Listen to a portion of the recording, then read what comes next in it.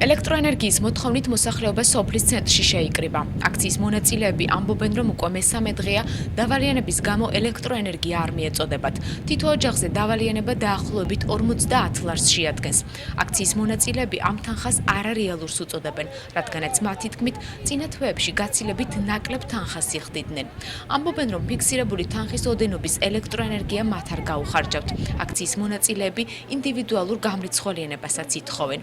არ გაგიხარჯავთ, რა თქმა უნდა, ჩვენ თუ დავწვავთ 10 ლარს, 7 ლარს, მთავრობას რამდენჯერ მივმართეთ, იმდენჯერ ეს ენერგოპრო ჯორჯია ცალკე კომპანიაა, პასუხი არის ეს.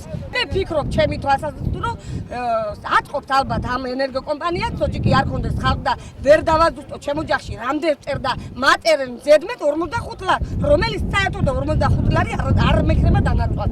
წვავდი სულ 3-4 ლარს. ახლა მომივდა 4 ლარი და 40 კაბი. თეთრი. საიდან გადავიხადო? მე ლუკმა პური მენატრება თითქმის ზოგჯერ იწევა. დენს მივცე, წყალს მივცე. ჭამო თუ რა? სოფლის მოსახლეობას დღეს ხობის გამგეობის წარმომადგენელი შეხვდა და პრობლემის მოგვარებას დაპირდა. 10 მარტიდან დაიწყებენ გასაჩიგიანებას, რომელიც დამთავრდება აპრილის ბოლოს და ინდივიდუალურად მიეწოდება ყველას თავის მრისხველზე ელექტროკომპანიის წარმომადგენელმა ესე გვითხრეს ჩვენ და გათიშული იმის გამოა რომ გადაუხდელობა იყო და დღეს საღამოს უკვე მაქსიმალურად ჩაიდება ყველა აბონენტს მიეწოდება შუა. ენერგოპრო ჯორჯია ამ საკითხთან დაკავშირებით ასეთ კომენტარს აკეთებს.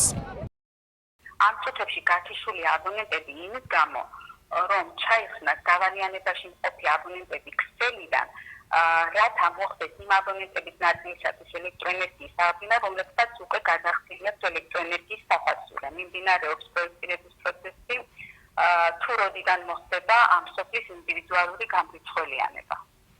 სოფელ ჭალადიდში მცხოვრები 1200 კომლის უმეტესი ნაწილი ელექტროენერგიის გარეშეა დარჩენილი. მოსახლეობა პოზიციების დათმობას არ აპირებს.